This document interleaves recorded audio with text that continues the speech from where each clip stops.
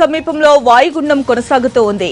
దీని ప్రభావంతో తెలంగాణ జిల్లాలకు భారీ నుంచి అతి భారీ వర్షాలు పడే అవకాశం ఉందని వాతావరణ శాఖ తెలిపింది. ఉత్తర కోస్తాలో కూడా 1-2 చోట్ల భారీ వర్షాలు కురిసే అవకాశం ఉంది.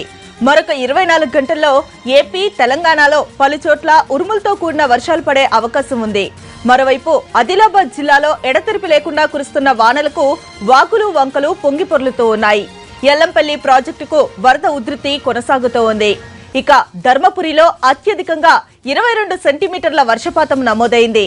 సారంగాపూర్ 21, మల్యాల 19, జగిత్యాల 14 సెంటీమీటర్ల వర్షపాతం నమోదైనట్టుగా అధికారులు తెలిపారు. ఇదే విషయానికి సంబంధించిన పూర్తి డీటెయిల్స్ ని మా ప్రతినిధి రవిచంద్రన్ అడిగి తెలుసుకుందాం. రవిచంద్ర, చెప్పండి, తెలుగు రాష్ట్రాల్లో రైన్ అలర్ట్ కు సంబంధించి వాతావరణ శాఖ అధికారులు ఏం చెబుతూ ఉన్నారు? డీటెయిల్స్ ఇవ్వండి. విదర్భ మీద ఏర్పడ్డ వాయుగుండం మరింత బలపడి తీవ్ర వాయుగుండంగా రూపాంతరం చెందింది. ప్రధానంగా రుతుపవనాలు యాక్టివ్ గా ఉండటం వల్ల వాయుగుండం మరింతగా బలపడుతుందని వాతావరణ శాఖ చెప్తోంది. ప్రస్తుతం తెలంగాణ రీజియన్ లో భారీగా నుంచి అతి భారీ వర్షాలు కురిసే అవకాశం ఉంది. అలాగే ఉత్తరాంధ్ర జిల్లాలో కూడా 1-2 చోట్ల భారీ వర్షాలు కురిసే చూసాను కనిపిస్తున్నాయి. అత్యధికంగా ధర్మపురిలో 22 సెంటీమీటర్ల వర్షపాతం నమోదైంది. దాదాపుగా తెలంగాణ రీజియన్ లో ఇదే ఎక్కువ అత్యధిక వర్షపాతంగా మనం చెప్పుకోవచ్చు. ఈ వర్షాలు మరో 2 రోజుల పాటు కొనసాగే అవకాశం ఉంది. తెలంగాణ ప్రాంతాల్లో భారీ నుంచి అతి భారీ వర్షాలు కూడా కురుస్తాయని వాతావరణ శాఖ స్పష్టం చేసింది. అంటే వాయుగుండం సహజంగానే భూ ఉపరితలంపైకి వచ్చిన తర్వాత బలహీన పడుతూ ఉంటుంది. కానీ రుతుపవనాలు యాక్టివ్గా ఉండడం ఇది మరింత బలపడి తీవ్ర వాయుగుండంగా మారింది.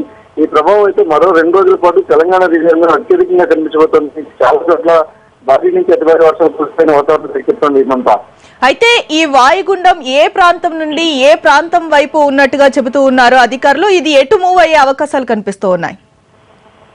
5 రోజుల క్రితం పశ్చిమ మధ్య బంగాళాఖాతంలో ఏర్పడ్డ అల్పపీడనం తీవ్ర వాయుగుండంగా మారి వాయుగుండంగా మారిన తర్వాత ఇట్లాగర్ ప్రాంతంలో కేంద్రీకృతమైంది. తర్వాత నెమ్మదిగా కదులుతూ ప్రస్తుతం అది విదర్భకు ఛత్తీస్గఢ్ కు మధ్యలో ఆవరించింది. ఇక్కడ తీవ్ర వాయుగుండంగా కొనసాగుతున్నందున ప్రభావం ఎక్కువగా తెలంగాణ ప్రాంతం మీద, అలాగే విదర్భ మహారాష్ట్రలోని కొన్ని ప్రాంతాల మీద ఎక్కువగా కనిపించే అవకాశం ఉంది.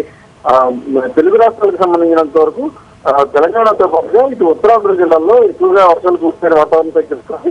అలాగే ఇప్పుడు ఒరిస్సా నుంచి దక్షిణ తమిళనాడు వరకు ఒక అల్పపీడన ద్రోణి కూడా కొనసాగుతుంది. అన్నిటి ప్రభావం రాగల 2 రోజుల్లో భారీ నుంచి అతి భారీ వర్షాలు నమోదవుతాయి. తెలంగాణ రీజియన్ లోనే ఎక్కువ వర్షాలు కురిసే అవకాశం కనిపిస్తుంది. Right, thank you Ravichandra.